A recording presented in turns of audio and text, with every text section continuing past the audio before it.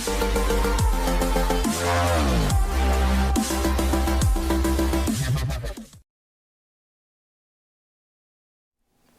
afternoon, Con here with Techout, and today we're going to be talking about iOS 17 Beta 2.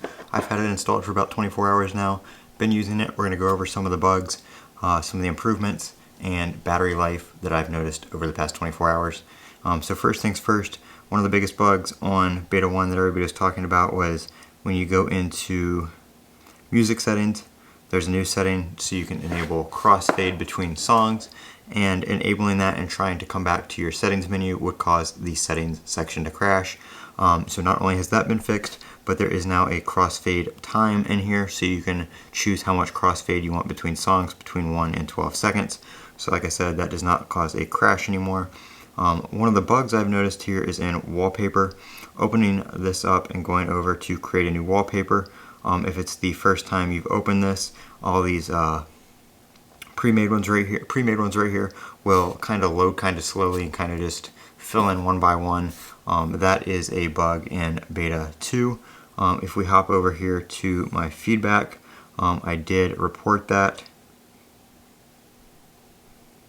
I did report that's high battery drain. That's for the Apple Watch. That was for Beta 1. But if we go over here, add wallpaper, slow to load, more than 10 reports. So that is a bug in Beta 1. Battery life, I didn't have too many battery life issues on Beta 1, but Beta 2 does seem to be a little bit better. I know there were some people on Beta 1 that were complaining about it. The only real issue I've had on battery life is on the Apple Watch on watchOS 10 Beta 1.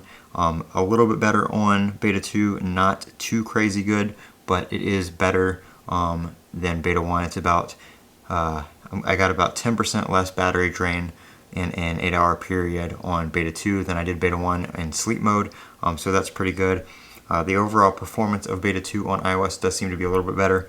It's a lot smoother, a lot snappier. Opening and going between apps and stuff like that is pretty smooth, and there's not too much lag or anything like that, which is something a lot of people also noticed.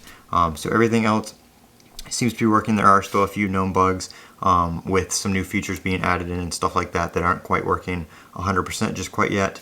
But other than that, everything is doing pretty well, and for a Beta 2, I would say it's pretty stable. I wouldn't recommend, again, installing it on your main device. If you're going to be doing that, I would wait for the public beta just to get a few more bugs and stuff worked out and make sure the stability is there. But that is Beta 2 for iOS 17. I'm Colin with Techout. Don't forget to comment, rate, and subscribe, and as always, have a great day.